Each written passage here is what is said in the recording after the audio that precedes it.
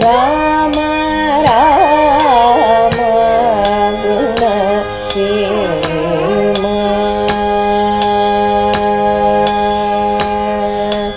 ರಾಮ ರಾಮ ಗುಣ ಸೇಮ. ಶ್ರೀಮತೆ ರಾಮಾನುಜಾಯ ನಮಃ. ವಸುದೇವ ಸುತಂ ದೇವಂ ಕಂಸಚಾಣೂರಮರ್ದನಂ ದೇವಿಕೀ ಪರಮಾನಂದಂ ಕೃಷ್ಣಂ ವಂದೇ ಜಗದ್ಗುರುಂ. ತಸ್ಮೈ ರಾಮಾನುಜಾರ್ಯಾಯ ನಮಃ ಪರಮಯೋಗಿನೇ. ಯಶ್ರುತಿ ಸ್ಮೃತಿ ಸೂತ್ರಾಣಾಂ ಅಂತರ್ಜರಮಶೀಷಮತ್. ನಿಮ್ಮೆಲ್ಲರಿಗೂ ಶುಭೋದಯವಾಗಲಿ. ಇವತ್ತು ಶುಭೋದಯದಲ್ಲಿ 2 ಪದಗಳಿದೆ. ಒಂದು ಶುಭ, ಇನ್ನೊಂದು ಉದಯ. 2 ಮಂಗಳಕರವಾದಂತಹ ಪದಗಳು. ಸಾಮಾನ್ಯವಾಗಿ ನಮ್ಮ ಮನಸ್ಸಿಗೆ, ಕಿವಿಗೆ, ಹೃದಯಕ್ಕೆ ಒಳ್ಳೊಳ್ಳೆಯ ಸಂಗತಿಗಳೆಲ್ಲ ಆದಾಗ ನಾವು ಸಂತೋಷವಾಗಿರ್ತೀವಿ, ಆನಂದವಾಗಿರ್ತೀವಿ. ಒಳ್ಳೊಳ್ಳೆಯ ಶಬ್ದಗಳು ಕಿವಿಗೆ ಬಿದ್ದರೆ, ಒಳ್ಳೆಯ ಸಂಗೀತ ಕಿವಿಗೆ ಬಿದ್ದರೆ, ಕಣ್ಣಿಗೆ ಒಳ್ಳೆಯ ಪ್ರಕೃತಿ ಕಣ್ಣಿಗೆ ಬಿದ್ದಾಗ ನಾವೆಲ್ಲ ತುಂಬ ಸಂತೋಷವಾಗಿರ್ತೀವಿ. ಆ ಸಂತೋಷವನ್ನು ಹಂಚ್ಕೊಳ್ಬೇಕು. ಸಂತೋಷವನ್ನು ಹಂಚಿಕೊಂಡಷ್ಟು ಸಂತೋಷ ಮತ್ತೆ ಮತ್ತೆ ಜಾಸ್ತಿ ಆಗುತ್ತೆ. ಯಾವುದು ಶುಭೋದಯ ಅಂದರೆ, ಪ್ರತಿನಿತ್ಯ ನಿರಂತರವಾಗಿ ಇಡೀ ಜೀವ ಸಂಕುಲಕ್ಕೆ ಬೆಳಕನ್ನು, ಚೈತನ್ಯವನ್ನು ಕೊಡ್ತಾ ಇರುವಂಥ ಸೂರ್ಯನಾರಾಯಣ ಪೂರ್ವ ದಿಗಂತದಲ್ಲಿ ಹುಟ್ಟುತ್ತಾನಲ್ಲ, ಅದು ಶುಭೋದಯ. ಆ ಸೂರ್ಯನಾರಾಯಣ ಹುಟ್ಟಿದ ತಕ್ಷಣ ಆ ಪ್ರಕೃತಿ ಎಲ್ಲ ಅರಳುತ್ತೆ, ಹೂಗಳೆಲ್ಲ ಹರಳುತ್ತೆ, ಪಕ್ಷಿಗಳೆಲ್ಲ ತನ್ನ ಕಿಲಿ ಕಿಲಿ ಧ್ವನಿಯಿಂದ ಎಲ್ಲ ಹೊರಗೆ ಹಾರಿಕೊಂಡು ಬರುತ್ತೆ, ಹಸುಗಳೆಲ್ಲ ಕೂಗುತ್ತೆ. ಇಡೀ ಜೀವ ಜಗತ್ತಿಗೆ ಒಂದು ಚೈತನ್ಯ ಸಿಗುತ್ತೆ, ಒಂದು ಬೆಳಕು ಸಿಗುತ್ತೆ. ಕತ್ತಲೆಯಿಂದ ನಾವು ಬೆಳಕಿನ ಕಡೆಗೆ ಬರ್ತೀವಿ. ಸೂರ್ಯನಾರಾಯಣ ಅಂತಹ ಚೈತನ್ಯವಾದಂತಹ ಶಕ್ತಿ. ಅವನಿಗೆ ವಿಶ್ರಾಂತಿ ಅನ್ನೋದೇ ಇಲ್ಲ. ಅವನು ಪ್ರತಿನಿತ್ಯ, ಪ್ರತಿ ನಿಮಿಷವೂ ಈ ಜಗತ್ತಿಗೆ, ಇಡೀ ಜಗತ್ತಿಗೆ, ಇಲ್ಲಿ ನಮ್ಮ ಪೂರ್ವ ದಿಗಂತದಲ್ಲಿ ಸೂರ್ಯನಾರಾಯಣ ಹುಟ್ಟಿ ಪಶ್ಚಿಮದಲ್ಲಿ ಮುಳುಗುತ್ತಾನೆ. ಇನ್ನೊಂದು ದೇಶದಲ್ಲಿ ಅವನು ಪೂರ್ವ ದಿಗಂತದಲ್ಲಿ ಹುಟ್ಟಿ ಅವನ ಚಲನೆ ಪ್ರಾರಂಭ ಮಾಡ್ತಾನೆ. ಅಂದರೆ ಇಡೀ ಜಗತ್ತಿನ ಪೂರ್ತಿ ಸೂರ್ಯನಾರಾಯಣ ಪ್ರತಿನಿತ್ಯ ತನ್ನ ಯಾತ್ರೆಯನ್ನು ಮಾಡ್ತಾ ಇಡೀ ಜೀವ ಜಗತ್ತಿಗೆ ಆನಂದವನ್ನು, ಚೈತನ್ಯವನ್ನು, ಬೆಳಕನ್ನು ಕೊಡ್ತಾ ಇರ್ತಾನೆ. ಇದು ಶುಭೋದಯ, ಶುಭವಾದಂಥ ಉದಯ. ಬೆಳಗ್ಗೆ ಎದ್ದ ತಕ್ಷಣ ನಾವು ಇಂಗ್ಲೀಷ್ನಲ್ಲಿ ಹೇಳ್ತೀವಲ್ಲ, ಗುಡ್ ಮಾರ್ನಿಂಗ್ ಅಂತ ಹೇಳ್ತೀವಿ, ಹ್ಯಾವ್ ಎ ಗುಡ್ ಡೇ ಅಂತ ಹೇಳ್ತೀವಿ. ಈ ಎರಡನ್ನು ಕೊಡೋದು ಯಾರು ಅಂದರೆ ಸೂರ್ಯನಾರಾಯಣ.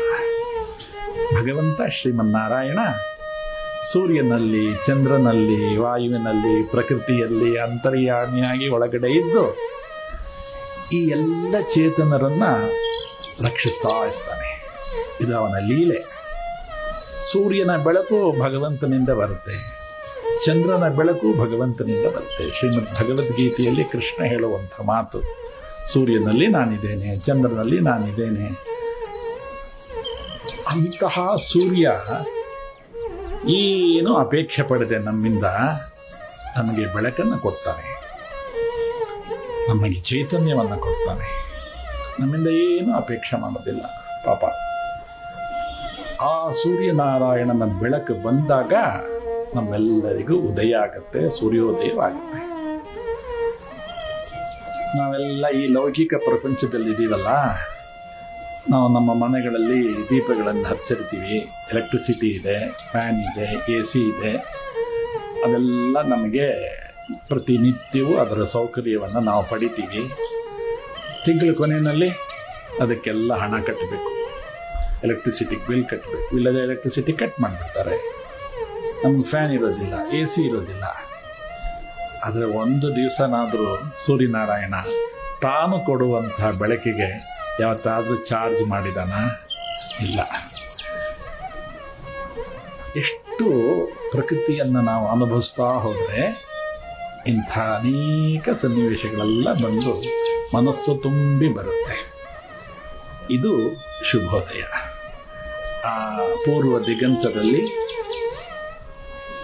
ಸಹಸ್ರ ಕಿರಣಗಳಿಂದ ಅದ್ಭುತವಾದಂತಹ ಒಂದು ಚಿತ್ರವನ್ನು ಚಿತ್ರಿಸ್ತಾ ಆಕಾಶದಲ್ಲಿ, ನೀಲ ಆಕಾಶದಲ್ಲಿ ಸೂರ್ಯ ಮೇಲಕ್ಕೆ ಬರ್ತಾನಲ್ಲ, ಅದು ಅದ್ಭುತವಾದಂತಹ ಸನ್ನಿವೇಶ.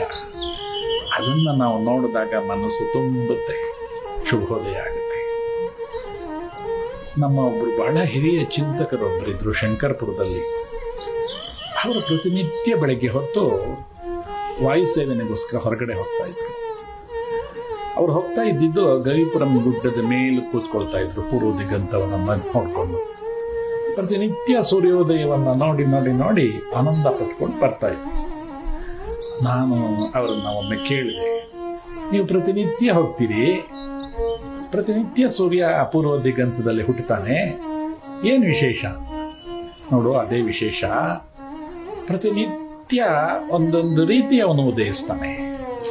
ಮೋಡಗಳ ಮಧ್ಯದಿಂದ ಒಂದು ದಿವಸ ಮೇಲಕ್ಕೆ ಬರ್ತಾನೆ, ನೀಲಾಕಾಶದಲ್ಲಿ ಒಂದ್ಸಲಿ ಮೇಲಕ್ಕೆ ಹಾಗೆ ಬರ್ತಾನೆ. ಆ ಸುತ್ತಲೂ ಆ ಕಿರಣಗಳೆಲ್ಲ, ಕೆಂಪು ಕಿರಣಗಳೆಲ್ಲ ಹಾಕ್ತಾನೆ. ಒಂದು ಸಲ ಅವನನ್ನು ದರ್ಶನ ಮಾಡಿಬಿಟ್ರೆ ಒಳ್ಳೆಯ ಚೈತನ್ಯ ಸಿಗುತ್ತೆ ಅಂದರು. ಇವತ್ತಿನ ಶುಭೋದಯ ನಿಮಗೆ ನಿಜಕ್ಕೂ ನಿಮ್ಮ ಜೀವನದಲ್ಲಿ ಶುಭೋದಯವಾಗಲಿ.